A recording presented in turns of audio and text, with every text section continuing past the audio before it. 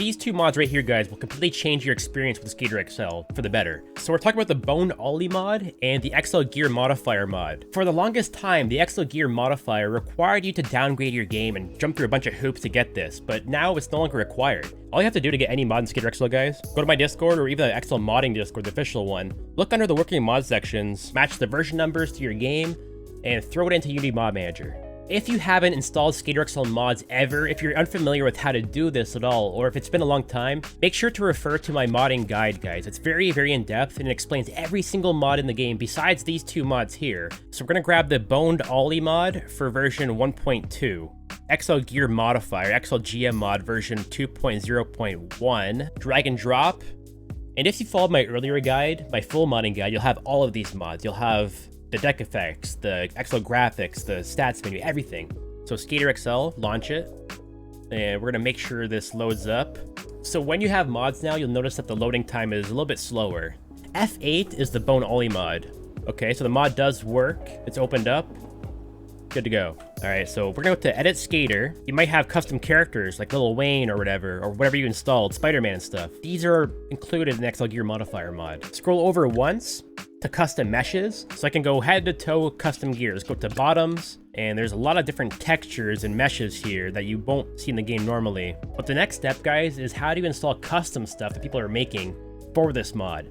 And that's the next step. So let's close the game down. We're gonna go to our documents, Skater XL. There's a couple files here. I might have a little bit more than you guys have, but you wanna look for these two files. So the gear folder, all your custom textures go into this folder.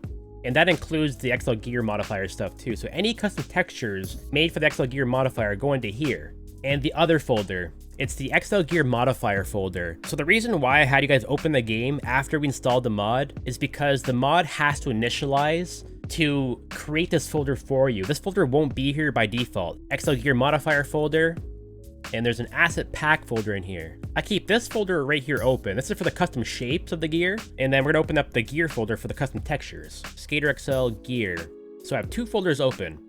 I got the gear folder opened up, and I have the asset folder opened up.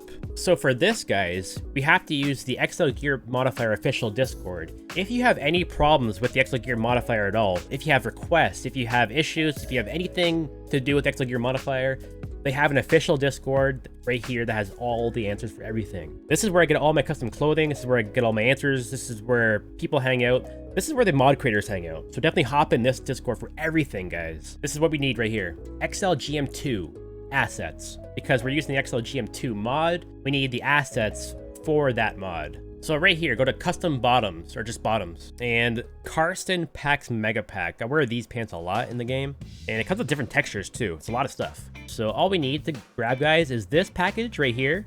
We need this one as well too. This is the texture pack for that, so download this one as well. So here are a couple of assets that are inside of this folder here, like the belt, keychain and stuff. I'm gonna drag and drop this into my assets. Oh, here's the custom pant meshes. Grab all of these, put them into the asset folder. So we need to take the texture pack over here, extract this. This goes into the gear folder. I guess the last thing we'll do, and this is kind of an optional thing, is we'll install a custom preset for the BonedOllieMod. But I'll also show you guys how to make your own presets too, and how the BonedOllieMod works in general. So BonedOllieMod version 4.7, that's my most recent one. I'm gonna grab this download. So we're gonna open the File Explorer up, go to Documents, Skater XL, and if you open the game after installing the BonedOllieMod, you should have this folder as well, the BonedOllieMod folder. And all we have to do here is take this file and drag it into here and replace it, because these are my new settings. And I'll put it into here, and I'll click replace. I'll have all the custom bottoms that I just installed. So these are one of them right here. Baggy BC, basic baggy, basic crop, basic cuff. These are nice. I wear these a lot. And these are all the different textures I installed in the gear folder. So different styled pants and stuff. I might wear the black ones for now. A lot of these shoes are default, so these will come with XLGear modifier, but some of them are custom. So these high top Converse, I grabbed from the XLGear modifier Discord myself in the shoe section. They got like worn out ones, like red worn out. That's so sick. The LA shirt, different. Oh yeah, look at that. Baseball hats, like that one, Dodgers maybe. Or, I don't know what to wear. Maybe this one? And the BonedOllieMod, guys. Let's get into this right here.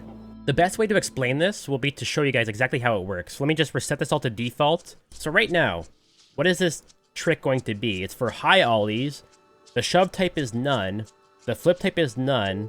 And the input to make it work is both the sticks. So this is for high ollies only. If I went to this, that's for a high popped backside shove it. This one right here is for a high pop frontside shove it. This one's for the high pop kick flip, the high pop heel flip, the high pop backside heel flip, like inward heel flips, the high pop frontside heel flip, like the varial heel flips or laser flips.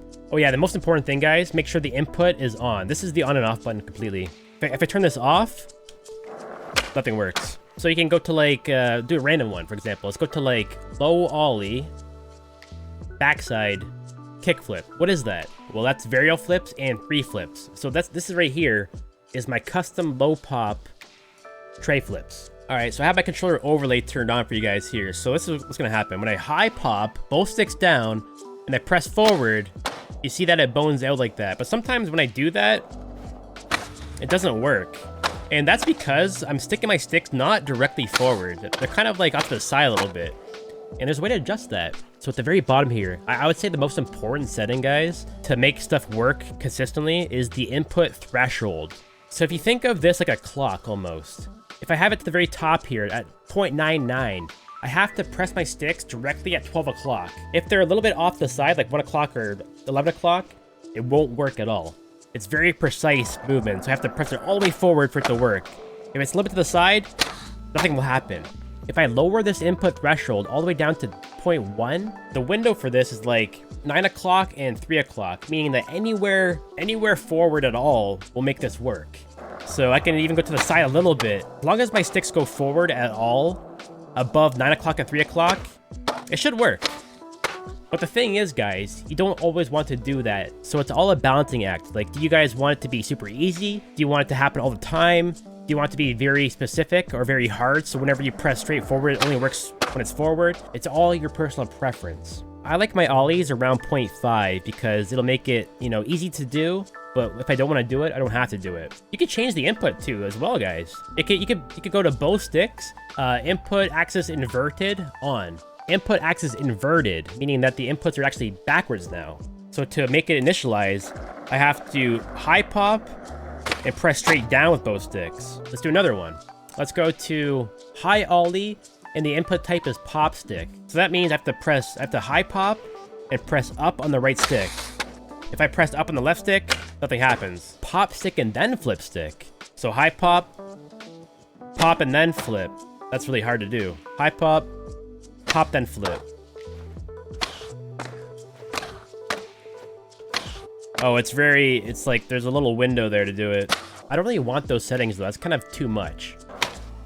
It's not too bad, So high switch is set up too. So mine's on both sticks, but you can change it to whatever you like, right? So this one's for high pop switch ollies. So this will be up on both sticks and then down, because down in this game is forward in switch position. So there's the high pop switch ollies. Boned. If I didn't press that input, it wouldn't do that at all, right? Let's go to low ollie, backside, kickflip. That's my tray flips. It's set to pop stick, and the input is inverted. So what would that mean? To use the BonedOllie settings for this trick, I have to do a low pop ollie, do a tray flip or a varial flip, and the input will be the pop stick, which is the right foot pointed backwards. So if I hold that right stick or the pop foot down as I do it, it'll make it flip a little bit differently. All right, how about this one? Low ollie, take away the kick flip. So that's for low ollie shove-its. But the way that I have it set up currently is for impossibles. So it's a low ollie, backside shove-it, but these settings are for impossibles. So what I would do is use the vertical button, so my right button, to shove it vertically.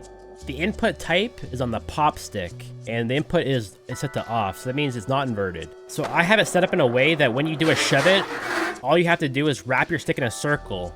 And when your stick gets to 9 o'clock, it'll start the impossible. When it gets to 3 o'clock, it'll stop, and you can click and land. So it's kind of like natural. You kind of just scoop it in a circle, and as the input is above 9 and 3, it'll make the inputs work, and then it'll cancel itself. That's the impossibles work. So it's just a glorified 360 shove it. and my legs are set up to make the shove it look like an impossible. Low switch, heel flip. All right. That's not bad. And this one is, so it's a low pop switch flip, heel flip, sorry. And the input type is hit the flip stick. The input is off, so it's not inverted. It's turned on, so it's working. The input threshold's pretty low, so it'll work no matter what happens. It's a low input threshold. Low pop heel flip. Keep my stick pointed downwards. If I don't move it, it won't really work properly, right? The board doesn't really go anywhere. My foot kind of goes to the side still, but doesn't really work properly. If I hold it, it'll work. You want to make sure to hold that stick outwards to make it engage. Every single trick in Skater XL can be customized to your own liking. The inputs can be whatever you want them to be. What I recommend doing first is going through the ollies and making sure that you know how to make it work. And after you learn the ollies, do your kick flips, do your shove-its and stuff. It'll start making sense very quickly. If you watch this video all the way through and you're having issues, guys, don't worry. It happens. This mod is not the easiest to use. These aren't very user-friendly, and I want to help make them user-friendly for you guys because this game is awesome. If you know how mods work, if you can get things figured out, just take the time to do it. This game is 100% worth it. It's amazing with mods. And yeah, I just want to help ease that process for you guys because they're very complicated to use sometimes. Anyways, guys, hopefully this helped, and I'll see you all in the next video. Later.